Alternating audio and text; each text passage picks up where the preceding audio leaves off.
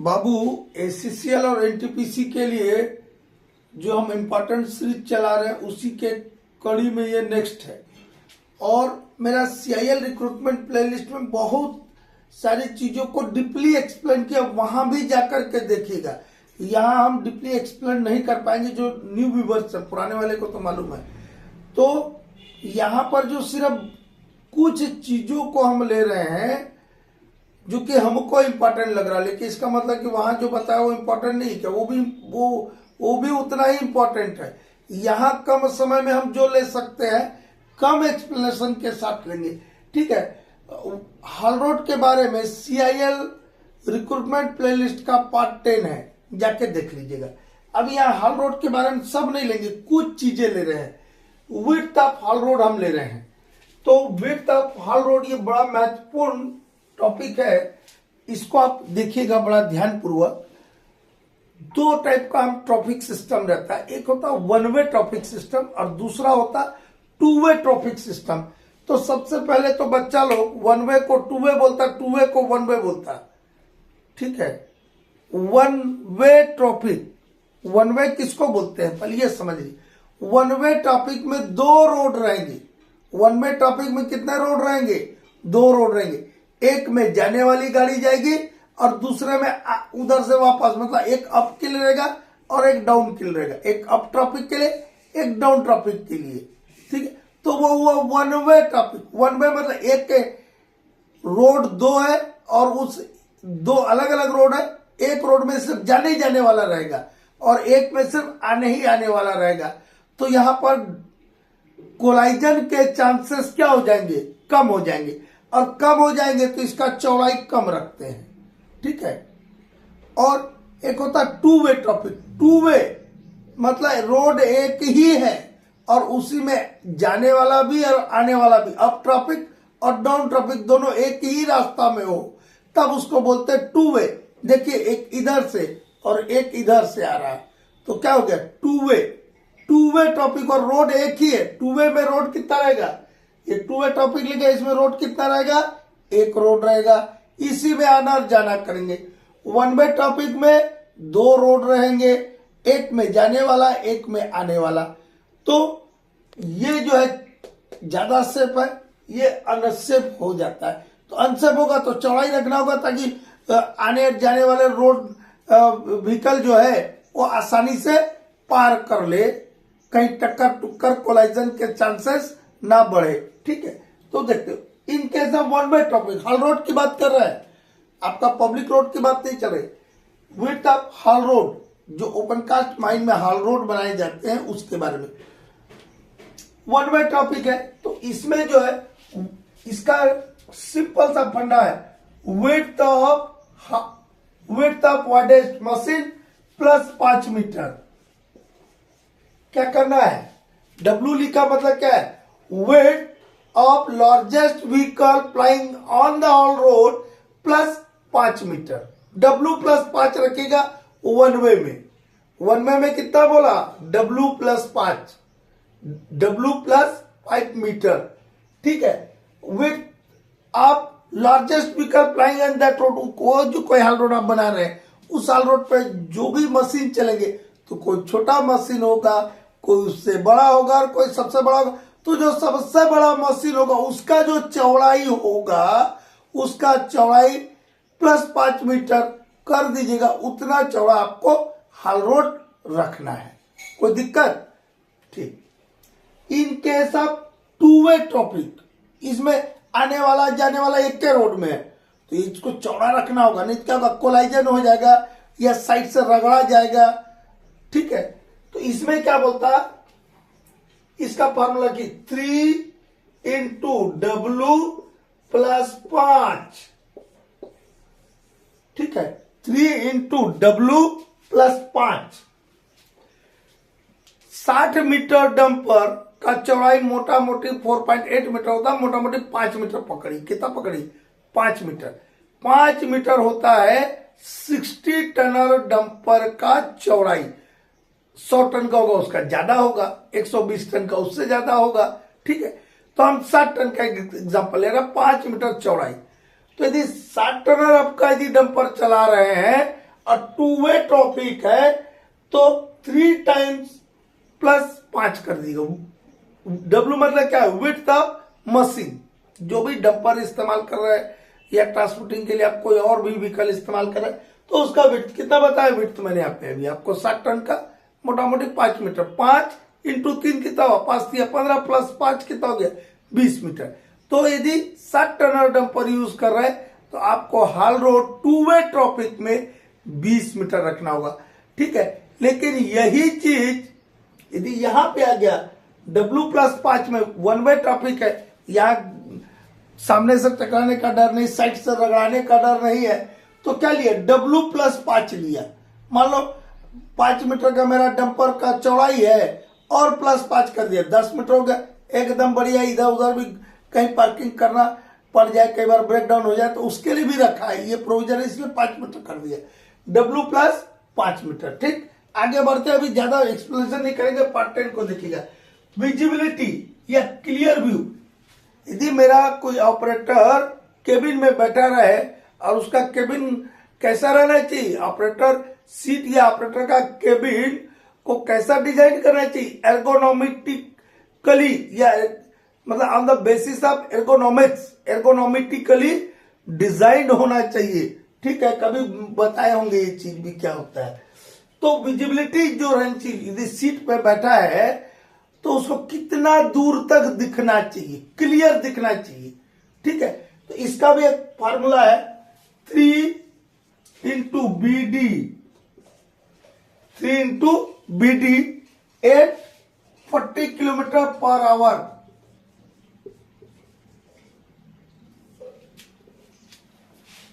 यदि कोई vehicle 40 kilometre per hour के स्पीड से चल रहा है और यदि उसको मैंने ब्रेक लगाया तो तत्काल नहीं रुकेगा, कुछ दूर जाकर के रुकता है, तो उसको बोलते हैं ब्रेकिंग डिस्टेंस। BD मतलब ब्रेकिंग डिस्टेंस, BD का मतलब क्या हुआ, ब्रेकिंग डिस्टेंस।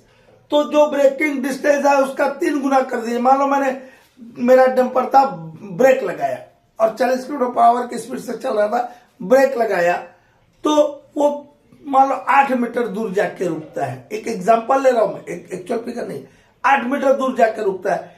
तो 8 इंटू 3 कर दीजिएगा, कितना हुआ, 8 से 24 मीटर तक उसको क्लियर व्यू ऑपरेटर को हमेशा दिखे।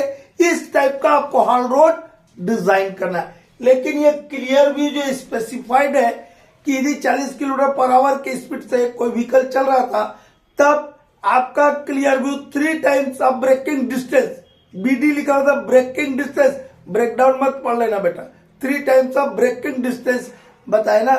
तो 3 टाइम्स ऑफ ब्रेकिंग डिस्टेंस हम नहीं प्रोवाइड कर सकते।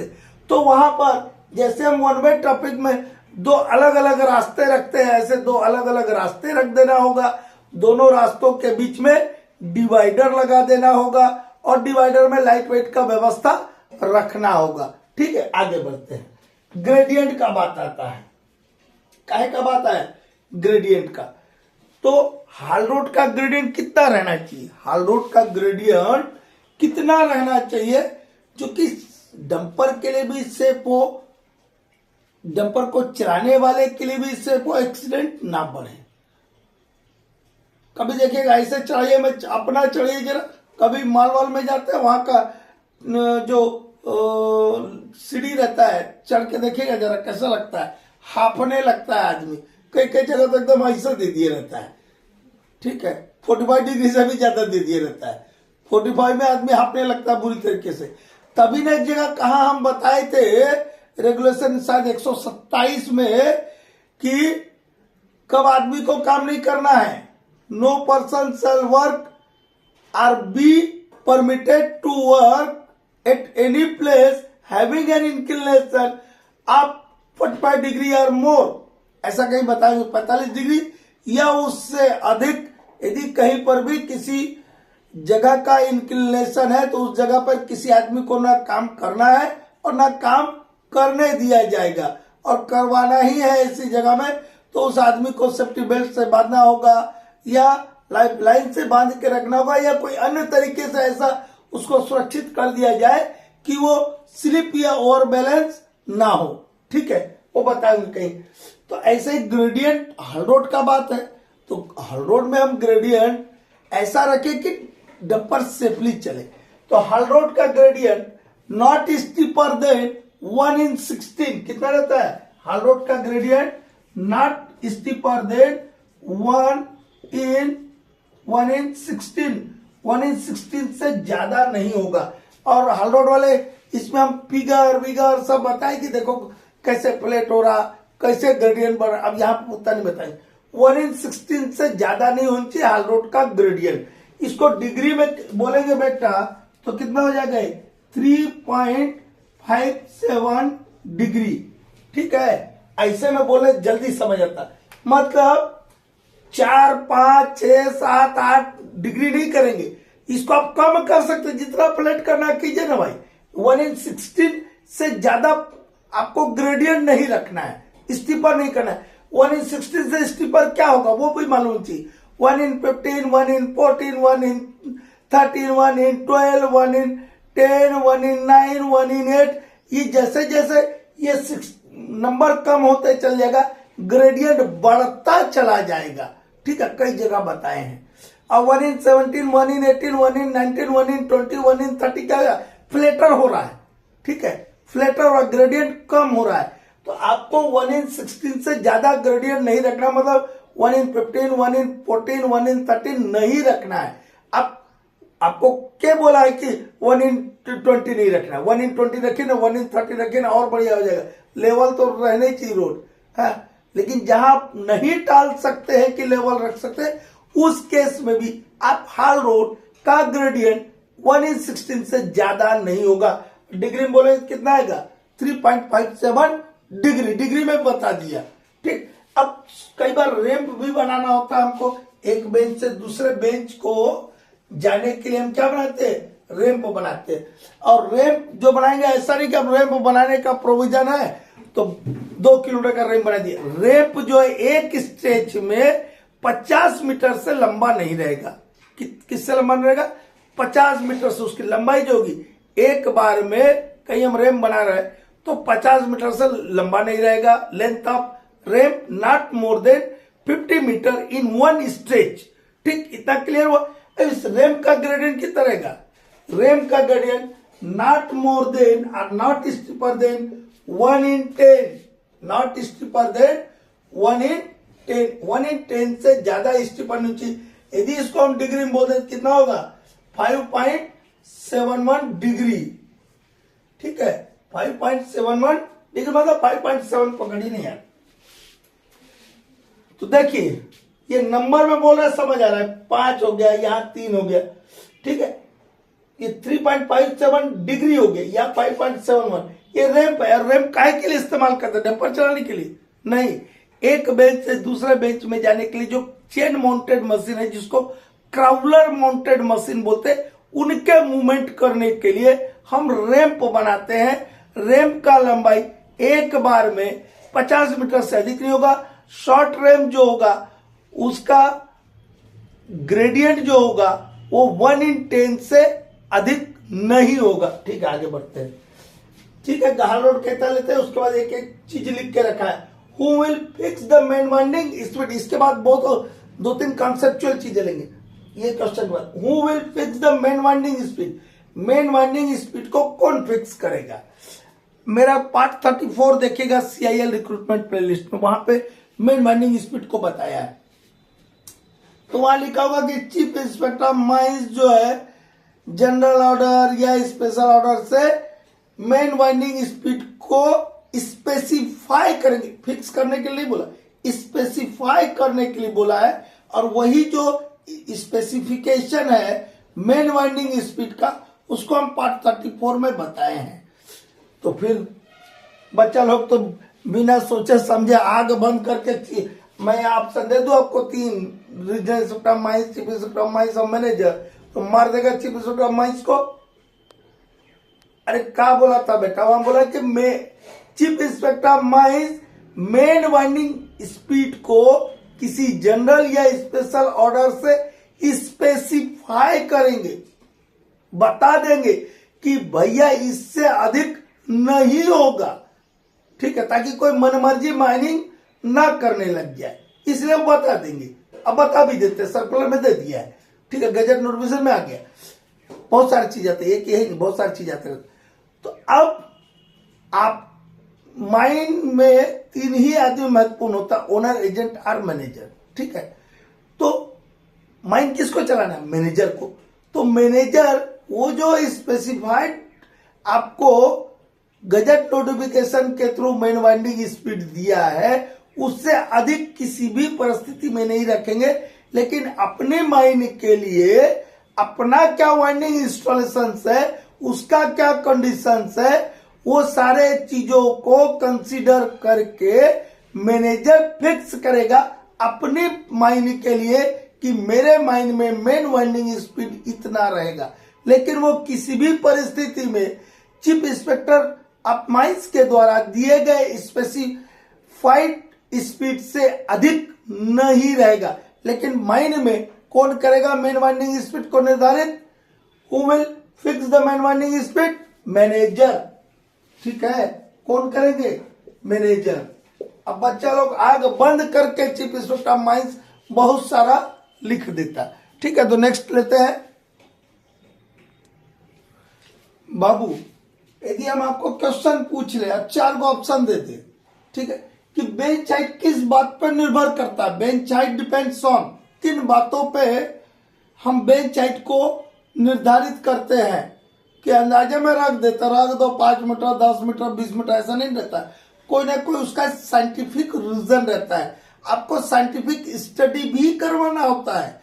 बिना साइंटिफिक स्टडी करवाए आप ओपन कास्ट माइनिंग नहीं कर सकते, ठीक है। ओपन कास्ट हो चाहे अंडरग्राउंड हो, आपको साइंटिफिक स्टडी करवाना होता है। और वो साइंटिफिक स्टडी का पेपर भी माइन ऑफिस में रखना होता है। तो वहां पर जो आप पैरामीटर लेते हैं, वो क्या पैरामीटर लेते हैं साइंटिफिक स्टडी में? कि बेंच हाइट को हमको डिटरमाइन करना। 2 ही पैरामीटर होते हैं बेंच हाइट के लिए।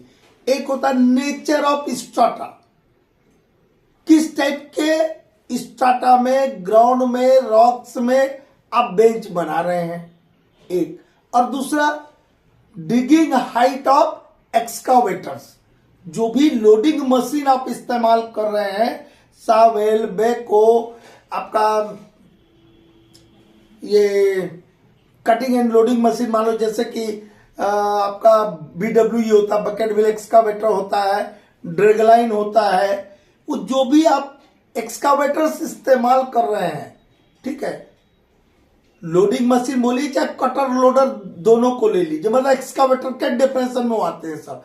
एक्सकावेटर जो भी आप इस्तेमाल कर रहे हैं, मिट्टी काटने के लिए, लोड करने के लिए जो मशीन आप लगा रहे हैं, ठीक है, उसका डिगिंग हाइट कितना है, बूम हाइट कितना है, ठीक है, वो देखते। 2 पैरामीटर। पहला क्या बोला बेटा? Nature of strata of rock, nature of strata. अब नेचर ऑफ स्ट्राटा भी क्या हुआ कि हार्ड एंड कॉम्पैक्ट ग्राउंड है कि वीक स्ट्राटा है, ठीक है। उसके आधार पर भी हम तय करते हैं कि बेंच हाइट कैसा होगा। वीक स्ट्राटा किसको बोलते हैं? आप रेगुलेशन पढ़िएगा, वहां लिखा होगा इन अलुवियल सॉइल, क्ले, ग्रेवल, बजरी, फलना, ढिकना, ऐसे कुछ नाम लिखे होंगे, ठीक है। वो जितने भी लूज या अनस्टेबल, अनकंसोलिडेटेड रॉक है, उनको बोलते हैं वीक स्ट्राटा।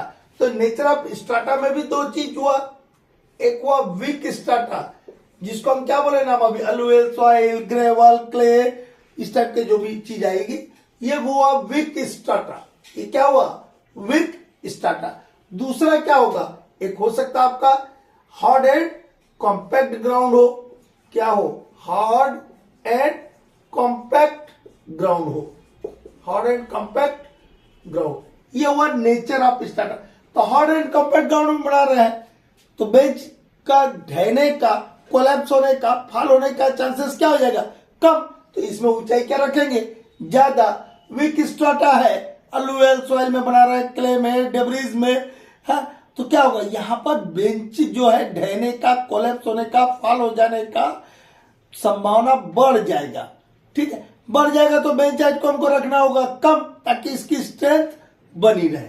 ठीक, और दूसरा पैरामीटर होता है बेंच हाइट को डिटरमाइन करने का, digging height of excavator. Digging, DIGGING, digging height of excavators. ठीक है, जो भी आप एक्सकावेटर यूज कर रहे हैं उसका डिगिंग हाइट। ठीक है, तो ये दो पैरामीटर होते हैं जिसके आधार पर हम बेंच हाइट डिटरमाइन करते हैं, चाहे आप मैनुअल ओपन कास्ट वर्किंग कर रहे हैं, चाहे मैकेनाइज्ड ओपन कास्ट वर्किंग कर रहे हैं। अब हम देखते हैं bench height in manual open cast working, जो कि रेगुलेशन 105 में है। ठीक है, मैनुअल ओपन कास्ट वर्किंग। तो मैनुअल ओपन कास्ट वर्किंग में जो आपका बेंच हाइट दिया है, क्या देख रहा हूं, bench height in manual open cast working under regulation 105। अभी आप बोले ना कि बेंच हाइट जो है, आप ही ना बोले, मैं कहां बोला, आप ही लोग ने बताया कि सर नेचर ऑफ स्ट्राटा और डिगिंग हाइट ऑफ एक्सकावेटर के आधार पर हम बेंच की ऊंचाई निर्धारित करते हैं। ठीक है, तो यही चीज को ना रेगुलेशन बोलेगा कि अलग से बोलेगा, नहीं, यही दो चीज को। तो मैनुअल में तो ये वाला बात क्या हो जाएगा, कट जाएगा, बी वाला सिर्फ रहेगा मैनुअल में नेचर ऑफ स्ट्राटा, क्योंकि मैनुअल मतलब आदमी के द्वारा करे, मशीन से नहीं करे। जब मशीन आएगा तब इसकी बात, जब मैकेनाइज्ड आएगा तब इसका बात आएगा। मैकेनाइज में दोनों आएगा। ठीक है, मैकेनाइजेशन में दोनों रहेगा, मैकेनाइज ओपन कास्ट, लेकिन मैनुअल है तो सिर्फ नेचर ऑफ स्ट्राटा। तो यहाँ देखो हमने लिखा है nature of strata, weak strata, वही अलुएल, सॉइल, क्रेवल, ग्रे, वो वाला क्ले, ग्रेवल, ऐसा नहीं लिखा था, मोरम क्या क्या लिखा रहता है, वही है वीक स्ट्राटा। उस वीक स्ट्राटा में बेंच हाइट कितना रहेगा। ठीक है, हार्ड एंड कॉम्पैक्ट ग्राउंड, बोला ना कि नेचर ऑफ स्ट्राटा को हम दो भाग में बांटते, तो हार्ड एंड कॉम्पैक्ट ग्राउंड में बेंच हाइट कितना रहेगा। और कोयला में, ठीक है, कोयला को इनसे सबसे अलग कर दिया। मैनुअल ओपन कास्ट वर्किंग का भी बात कर रहा है, किसका बात कर रहा है, manual open cast working under regulation 105। तो यही ना आधार पे कर रही थी, ये वाला बात लागू नहीं होता मैनुअल में, इसलिए छोड़ दिया। अभी हम सिर्फ इसको ही कर रहे हैं nature of strata.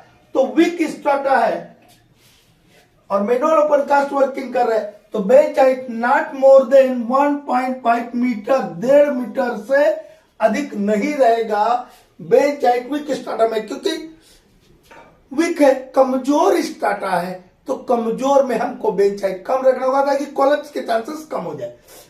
Slope of side manual open cast working में जो साइड रहेगा उसका slope not more than 45 degree रहेगा। कितना रहेगा बेटा, नॉट मोर देन 45 डिग्री रहेगा। हार्ड एंड कॉम्पैक्ट ग्राउंड है, एकदम मजबूत तरीके का ग्राउंड है, तो मजबूत है तो इस बेंच हाइट को हम ज्यादा रख सकते हैं, लेकिन मैनुअली हम काम कर रहे हैं, मशीन से तो कर नहीं रहे हैं, तो मैनुअली कर रहे हैं, इसलिए हार्ड एंड कॉम्पैक्ट ग्राउंड में bench height not more than 6 metre.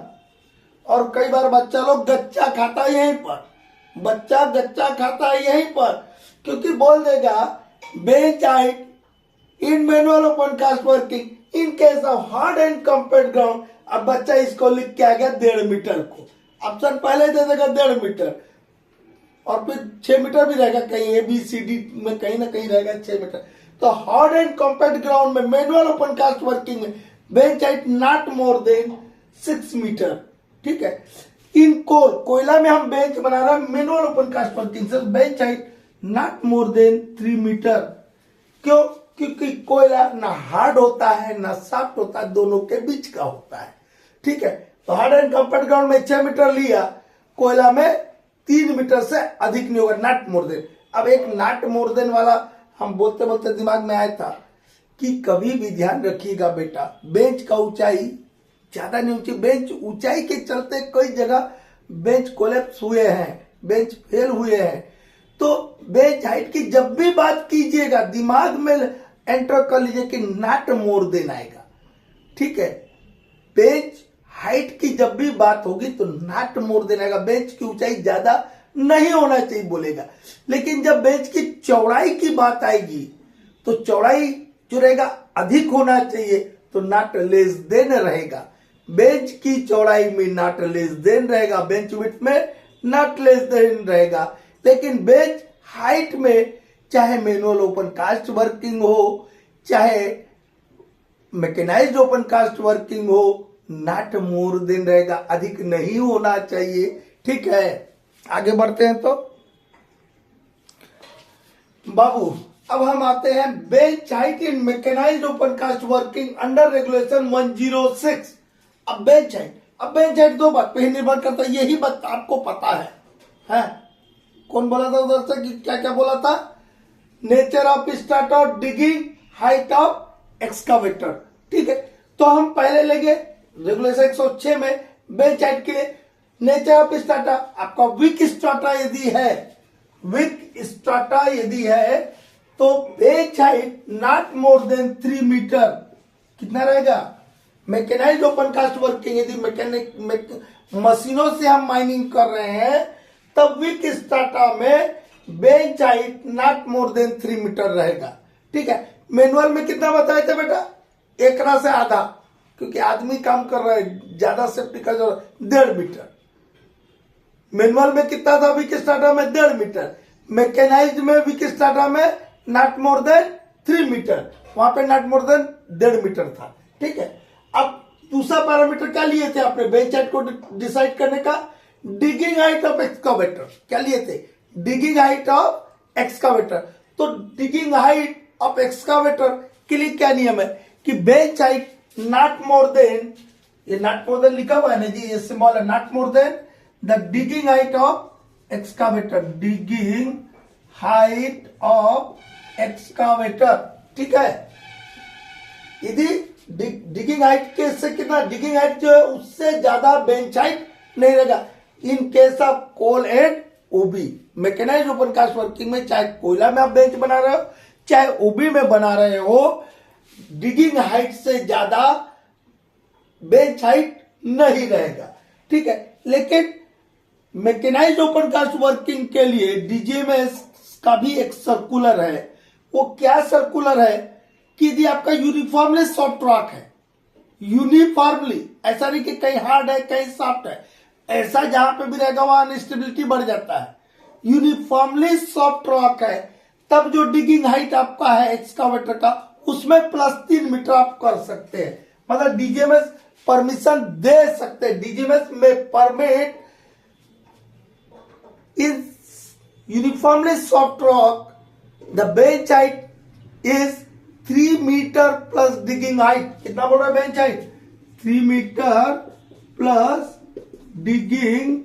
Digging height of excavator. मान लो मेरा कोई एक्सकावेटर, एग्जांपल बता रहा हूं, डिगिंग हाइट ऑफ एक्सकावेटर है 10 मीटर। कितना है? 10। उस तो आपका रेगुलेशन 106 क्या बोलता है कि डिगिंग हाइट 10 मीटर है तो बेंच हाइट भी 10 मीटर से अधिक नहीं होगा। एक एग्जांपल ले रहा हूं। लेकिन यूनिफॉर्मली सॉफ्ट रॉक है तो डीजीएमएस साहब बोलते हैं कि हम लोग परमिशन दे देंगे यदि आप लोग मांगेंगे तो कि जो 10 मीटर +3 कर दीजिए, मतलब 13 रख दीजिए। यदि किसी मशीन का डिगिंग हाइट 6 मीटर है तो आपका रेगुलेशन 106 क्या बोलता है कि bench height not more than 6 metre. लेकिन डीजीएमएस का एक और सर्कुलर है कि यूनिफॉर्मली सॉफ्ट रॉक है। सिर्फ किस केस में? यूनिफॉर्मली सॉफ्ट रॉक है तो 6 मीटर आपके मशीन का डिगिंग हाइट है, +3 रख दीजिए तो हो गया 9 मीटर आप बेंच बना सकते। तो ये हुआ बेंच हाइट का। हम बेंच विड्थ के भी देखेंगे और भी कुछ क्वेश्चंस देखेंगे और हम आप लोगों को सिंपल और आसान भाषा में समझाने के लिए हमेशा प्रयास करते हैं। हम कितना उसमें सफल होते हैं ये हम नहीं जानते हैं, लेकिन कोशिश हम अवश्य कर रहे हैं। अपना समय निकालते हैं, रात में आप लोग के लिए वीडियो बनाते हैं। यदि आप लोग को ये अच्छा लगता है तो लिखा कीजिए, नहीं अच्छा लगता तो कभी मत लिखना।